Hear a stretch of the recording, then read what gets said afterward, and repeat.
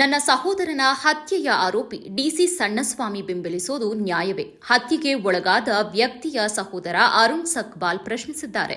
ಪತ್ರಿಕಾಗೋಷ್ಠಿಯಲ್ಲಿ ಗುರುವಾರ ಮಾತನಾಡಿದ ಅವರು, ಇವರ ಮೇಲೆ ನನ್ನ ಸಹೋದರನ ಕೊಲೆ ಆರೋಪವಿದೆ. ಈತನ ಕ್ರಿಮಿನಲ್ ಹಿನ್ನೆಲೆಯಲ್ಲಿ ಪೊಲೀಸರು ಅಧಿಕಾರಿಗಳ ಪ್ರವೇಶಕ್ಕೆ ತಡೆದಿರಬಹುದು. ವಾಸ್ತವ ಹೀಗಿದ್ರೂ ಸಣ್ಣಸ್ವಾಮಿಯನ್ನ ಬೆಂಬಲಿಸಿ ಪತ್ರಿಕಾ ಹೇಳಿಕೆ ನೀಡಿರುವುದು ಸರಿಯೇ ಎಂದು ಪ್ರಶ್ನಿಸಿದರು. ಕೆಲವೇ ದಿನಗಳಲ್ಲಿ ಕೊಲೆ ಪ್ರಕರಣಕ್ಕೆ ಸಂಬಂಧಿಸಿದಂತೆ ಆರೋಪಿ ಸಣ್ಣಸ್ವಾಮಿಗೆ ನ್ಯಾಯಾಲಯ ಶಿಕ್ಷೆ ವಿಧಿಸಲಿದೆ ಎಂದು ಹೇಳಿದರು.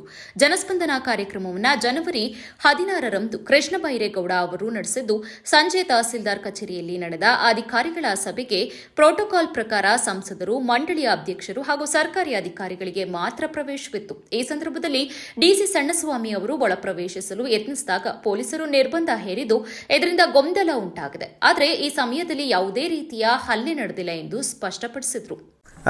ನಮ್ಮ ಜಿಲ್ಲಾ ಉಸ್ತುವಾರಿ ಸಚಿವರಾದ ಕೃಷ್ಣ ಬೈರೇಗೌಡರವರು ಜನಸ್ಪಂದನ ಕಾರ್ಯಕ್ರಮ ಮಾಡಿದ್ರು ಸರ್. ಇದೇ ಮೊದಲ ಬಾರಿಗೆ ಸಕಲೇಶ್ಪುರದಲ್ಲಿ ಜನಸ್ಪಂದನ ಕಾರ್ಯಕ್ರಮ ಮಾಡಿದ್ದು, ಜೊತೆಗೆ ಸುಮಾರು 1050 ಚಿಲ್ಲರೆ ಅರ್ಜಿಗಳು ಬಂದಿದೆ ಸರ್. ಅಲ್ಲಿ ಒಟ್ಟು ಅರ್ಜಿಗಳು ಕೊಟ್ಟಿದ್ದಾರೆ. ಆ ಸಮಯದ ಬೆಳಿಗ್ಗೆ ಒಂದು 11-11:30ರಿಂದ ಸಂಜೆ 6:30 ತನಕ ಕಾರ್ಯಕ್ರಮ ನಡೀತು ಸರ್. ಕಾರ್ಯಕ್ರಮ ಮುಗಿದಾಗ ಸುಮಾರು 6:30 ಆಗಿತ್ತು.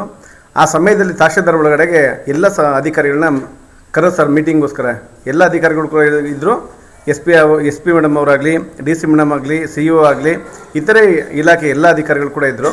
ಆ ಸಮಯದಲ್ಲಿ ಏನು ತಹಶೀಲ್ದಾರ್ ಕಚೇರಿ ಒಳಗಡೆ ಹೋಗಬೇಕಾದ್ರೆ ಆಗ ಏನು ಅವರಿಗೆ ಪ್ರೋಟೋಕಾಲ್ ರೀತಿ ಅವಕಾಶ ಇತ್ತು, ಅವ್ರಿಗೆ ಮಾತ್ರ ಬರೋಕ್ಕೆ ಹೇಳ್ತಾರೆ.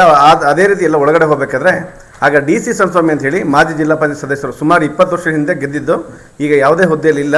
ಆದರೆ ನಾನು ಒಬ್ಬ ಕಾಂಗ್ರೆಸ್ ಮುಖಂಡ, ಸುಮಾರು 30 ವರ್ಷದಿಂದ ಪಕ್ಷ ಸಂಘಟನೆ ಮಾಡ್ತಿದ್ದಲ್ಲಿ ಹೇಳ್ಕೊ ಬರ್ತಾ ಇದ್ದಾರೆ. ಅವರು ಏನು ಮಾಡ್ತಾರೆ, ನಾನು ತಳ್ಳಿದ್ರು ಅನ್ನೋ ಕಾರಣಕ್ಕೆ ಒಂದು ಸ್ಟೇಟ್ಮೆಂಟ್ ಕೂಡ ಕೊಡ್ತಾರೆ ಸರ್. ಆದರೆ ಅಲ್ಲಿ ಅವ್ರು ಪೊಲೀಸರು ಒಳಗಡೆ ಹೋಗೋಕೆ ಬಿಡಲ್ಲ, ಬಿಟ್ಟರೆ ಬೇರೆ ಯಾರು ತಳ್ಳಲ್ಲ ಸರ್ ಒಳಗಡೆ, ಅಥವಾ ಯಾರು ನೂಕೋದಿಲ್ಲ.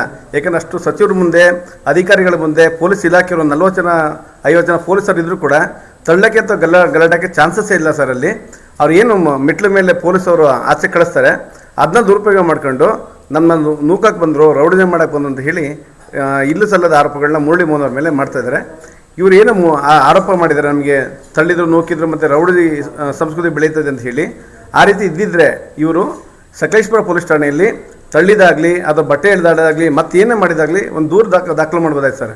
14ನೇ ತಾರೀಕು ಆಗಿದ್ದು, ಇವತ್ತು ಆಲ್ರೆಡಿ 22ನೇ ತಾರೀಕು ಸರ್. 6 ದಿನ ಕಳೆದೋಗಿದೆ. ಇವತ್ತಿನವರೆಗೂ ಸಕಲೇಶ್ಪುರ ಯಾವುದೇ ಕಂಪ್ಲೇಂಟ್ ಕೂಡ ಕೊಟ್ಟಿಲ್ಲ ಮುರಳಿ ಮೋಹನ್ ಅವ್ರ ಮೇಲೆ. ಜೊತೆಗೆ ಅಷ್ಟು ಜನ ಇಲಾಖೆಯ ಅಧಿಕಾರಿಗಳಿದ್ದಾಗ ಇವ್ರಿಗೆ ಅಲ್ಲಿ ಹೋಗೋದಕ್ಕೆ ಅವಕಾಶನೇ ಇಲ್ಲ ಸರ್. ಇವ್ರು ಗೆದ್ದು 20 ವರ್ಷ ಆಗಿದೆ ಜಿಲ್ಲಾ ಪಂಚಾಯತ್ ಎಲೆಕ್ಷನಲ್ಲಿ. ಈಗ ಅವ್ರು ಹೋಗಬೇಕನ್ನೋ ಅವಶ್ಯಕತೆ ಇಲ್ಲ ಸರ್. ಅಲ್ಲಿ ಕರೆದಿರೋದು ಇವತ್ತಿನ ಏನು ಅಧಿಕಾರಿಗಳು ಇದ್ದಾರೆ ಅವರುಗಳು ಮತ್ತು ಏನು ಪದನಿವೃತ್ತ ಸರ್ಕಾರದಿಂದ ಆಯ್ಕೆದ ಅಧ್ಯಕ್ಷರುಗಳು ಮಾತ್ರ ಕರೆದಿರುವಂಥದ್ದು. ಆದರೆ ಇವರು ನಾನೇನೇ ಮುಂದುವರೆದಂತ ಹೇಳಿ ಎಲ್ಲ ಬಂದು ಸಕಲೇಶ್ಪುರ ಯಾರೆಲ್ಲ ಮಿನಿಸ್ಟರ್ಗಳು ಬರ್ತಾರೆ ಆವಾಗ ಅವ್ರ ಮುಂದೆ ನಾನು ಫೋರ್ಸ್ ಕೊಡೋಕೆ ಹೋಗೋದು, ಅದನ್ನು ದುರುಪಯೋಗ ಮಾಡ್ಕೊಳ್ಳೋದು, ಅಧಿಕಾರಿಗಳು ಧಮಕಿ ಹಾಕುವಂಥದ್ದು. ಮತ್ತು ಸಕಲೇಶ್ಪುರಕ್ಕೆ ಯಾರೇ ಹಿಂದೆ BP ನಿಂಗೆ ಅಂತ ಒಬ್ಬರು ಬಂದಿದ್ದಾರೆ ಸರ್, ಟಿಕೆಟ್ ಆಕಾಂಕ್ಷಿಯಾಗಿ, ಅವ್ರಿಗೂ ಕೂಡ ಚೇರಲ್ಲಿ ಹಲ್ಲೆ ಮಾಡಿ ಬಟ್ಟೆಲ್ಲ ಹರಿದಾಕಿರು ಸರ್. ಆಮೇಲೆ ಮೋಟಮ್ಮನವರು ಕೂಡ ಬಂದಿದ್ದರು IBಗೆ, ಅವರು ಕೂಡ ಅವರಿಗೆ ಅವಮಾನ ಮಾಡಿ ಕಳಿಸಿದರು. ಮತ್ತು ಸಕಲೇಶ್ಪುರ ವಿದ್ಯಾಶಂಕರ್ ಅವ್ರ ಮನೆಗೆ ಮಾಜಿ ಸಚಿವರಾದ B ಶಿವರಾಮ್ ಅವರು ಕೂಡ ಬಂದಿದ್ದರು, ಅವರು ಕೂಡ ಅವರಿಗೆ ಅವಮಾನ ಮಾಡಿ ಕಳಿಸಿದರು.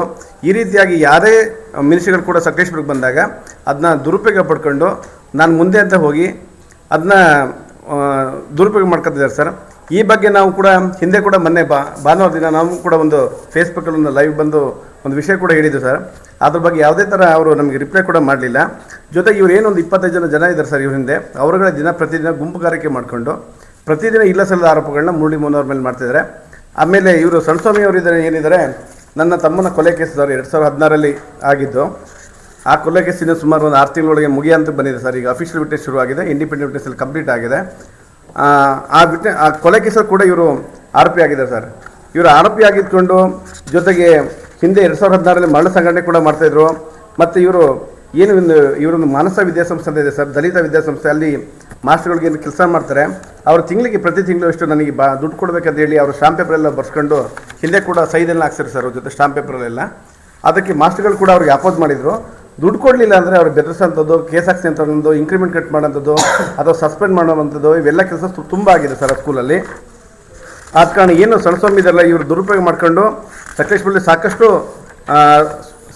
ಸಮಾಜದಲ್ಲಿ ಸ್ವಾಸ್ಥ್ಯವನ್ನು ಹಾಳು ಮಾಡ್ತಿರೋದ್ರಿಂದ ಇವನ್ನ ಗಡೀಪಾರು ಮಾಡ್ಬೇಕಂತ ಹೇಳಿ ನಾವು ನಿಮ್ಮ ಮೂಲಕ ಎಲ್ಲರೂ ಕೇಳ್ಕೊತೀವಿ ಸರ್. ಮತ್ತು ಏನು ಸಂಬಂಧಪಟ್ಟ ಅಧಿಕಾರಿಗಳು ಇವರು ಏನು ಸಕಲೇಶ್ಪುರ ಮೊನ್ನೆ 16ನೇ ತಾರೀಕು ಜನಸ್ಪಂದನ ಕಾರ್ಯಕ್ರಮ ನಡೀತು, ಅದು ಎಲ್ಲ ಅಧಿಕಾರಿಗಳು ಗೊತ್ತಿದೆ ಸರ್ ವಾಸ್ತವ ಏನು ನಡೀತು ಅಂತ ಹೇಳಿ. ಪತ್ರಿಕಾಗೋಷ್ಠಿಯಲ್ಲಿ ಪಕ್ಷದ ಮುಖಂಡರಾದ ಚಂದ್ರಣ್ಣ, ದೇವರಾಜ್, ಲೋಕೇಶ್, ಪ್ರಶಾಂತ್ ಇತರರು ಉಪಸ್ಥಿತರಿದ್ದರು.